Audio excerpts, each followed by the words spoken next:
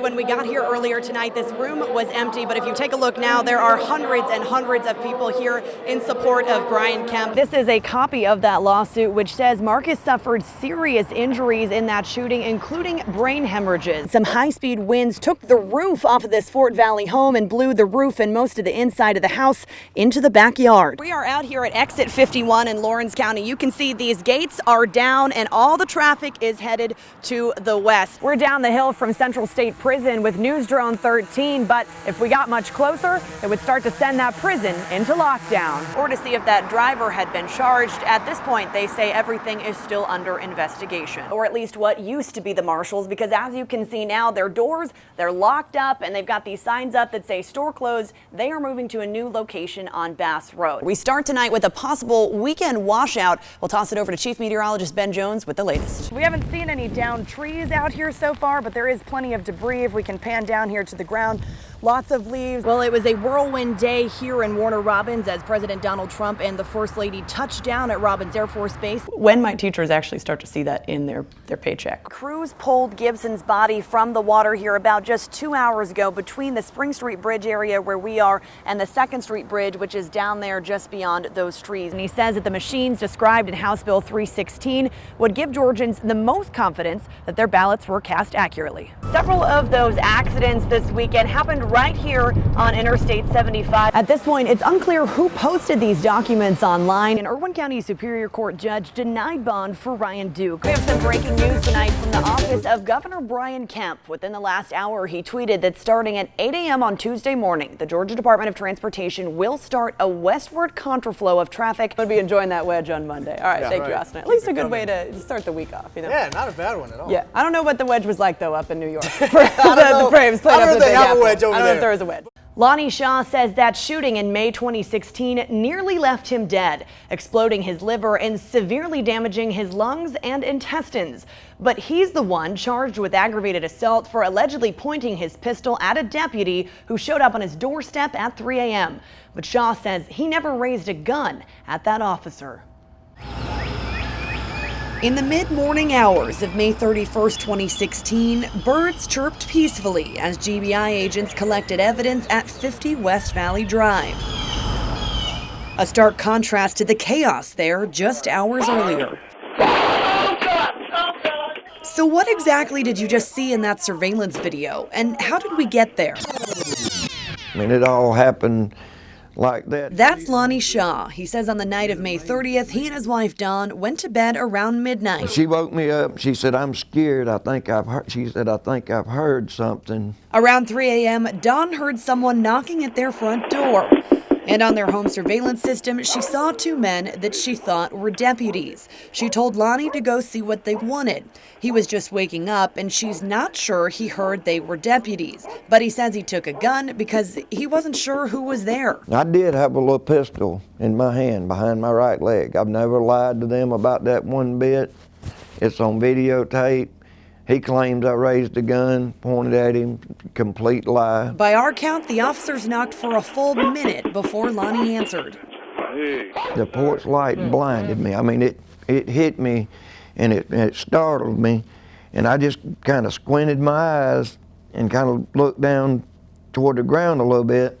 But I went ahead and hollered, "Yes, sir." Hey, yes, sir. What's up? What happened? His right hand, the one holding the pistol, is not completely visible in the video, but Shaw says he never raised the weapon and only made a slight movement, a natural reaction because he saw something coming at him. And he had done drew his gun and was sticking it in the house toward me. That's why I made the move, because it looked like somebody was reaching. I mean, it really did. It doesn't appear from the video that the deputies gave Shaw any verbal orders, like telling him to drop the gun. But less than 5 seconds after Shaw opens the door, Peach Deputy Brandon Williams fires one shot, striking Shaw in the lower chest. There was so much blood coming out of me, I thought I was dreaming. Both deputies jump back, startled, and Shaw falls backwards. Williams' partner James Perry asks him if Shaw had a gun. Williams replies, "Yeah." Yeah. He was gonna shoot me or shoot my partner. I was scared. Shaw gave 13 WMAZ this video obtained by his lawyer that appears to show Deputy Williams' interview with the GBI. Williams tells the agent that Shaw spun around to get a better view of him and his coming up with it. Yeah, he was coming up to get in the point because as he came up, he turned his body this way like he was trying to get to the other side to get a better shot on us. But the video never shows Shaw spinning around. Why did y'all shoot him? We were sleeping. It's 3 o'clock in the morning. Turns out there was some confusion. According to GBI Special Agent J.T. Ricketson, the deputies were not sent to 50 West Valley Drive to find Shaw. They were sent to investigate the home after Shaw's stepson showed up to the hospital with a gunshot wound. Ricketson says investigators later determined the stepson accidentally shot himself on a dirt road in Crawford County. I love you. What are y'all doing here? I love you. Lonnie says he's gone through 5 blood transfusions, many surgeries, and racked up about $1 million in medical bills. He was originally charged with aggravated assault on a peace officer. Then, last September, a Peach County grand jury indicted him on a second charge, possession of a firearm while committing a felony. Macon Judicial Circuit District Attorney David Cook says Shaw was scheduled for trial last fall, but his defense lawyer asked for more time.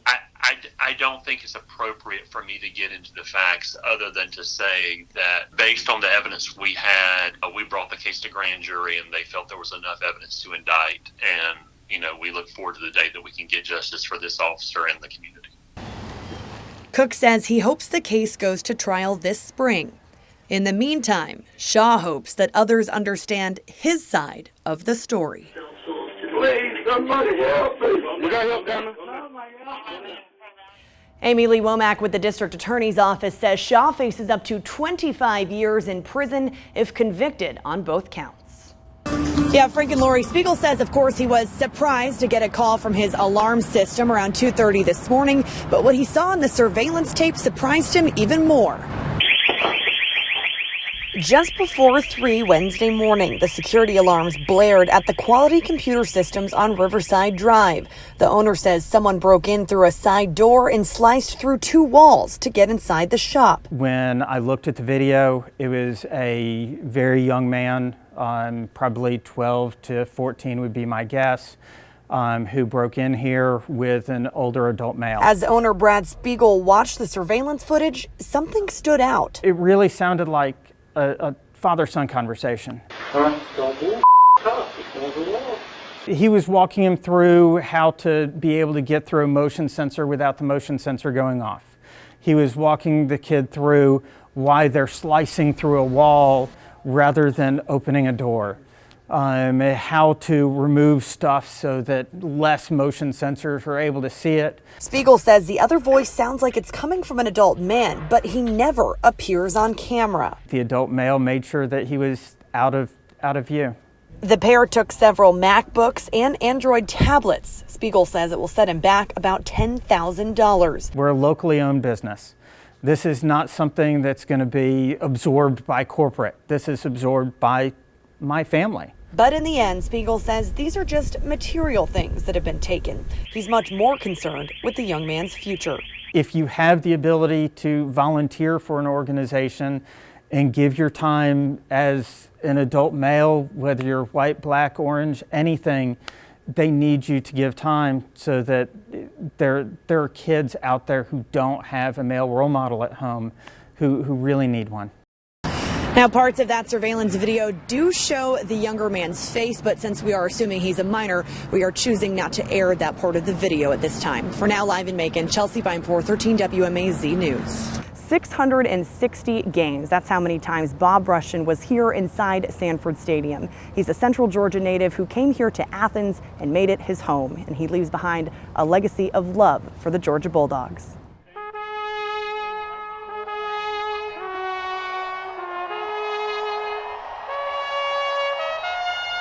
I think he went to every athletic event there was at the university. Inside Sanford Stadium, he was a great sports fan. There's 92,746 seats. He loved Georgia.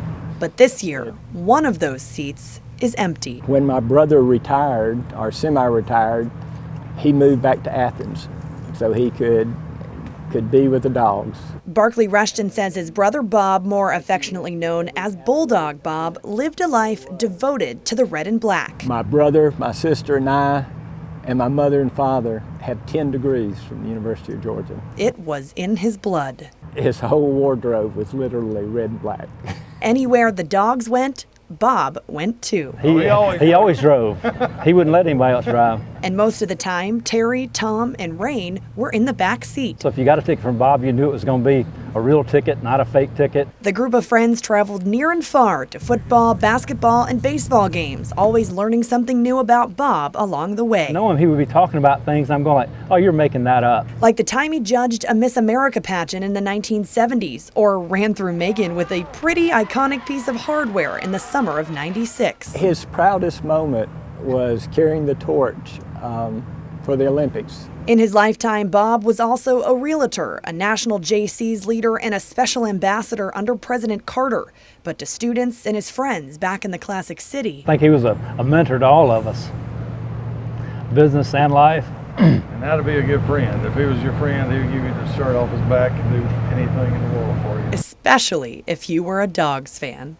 He was always trying to think of some way that he could help somebody. Even when he couldn't help himself. When they diagnosed him, they said he had 2 to 5 years to live.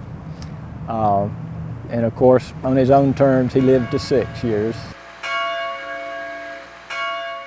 In January, the day after the Dogs won the Rose Bowl, Bulldog Bob lost his battle with multiple myeloma. Yeah, I miss him every day. But his friends and his brother find peace knowing that all dogs go to heaven. This is like home to us. Nothing but a happy place, for sure. True Dogs fan indeed. Barkley says maybe this will be the year the Dogs win it all again. Of course, that's something Bob witnessed the last time in 1980. In Athens, Chelsea Beimfohr, 13 WMAZ News.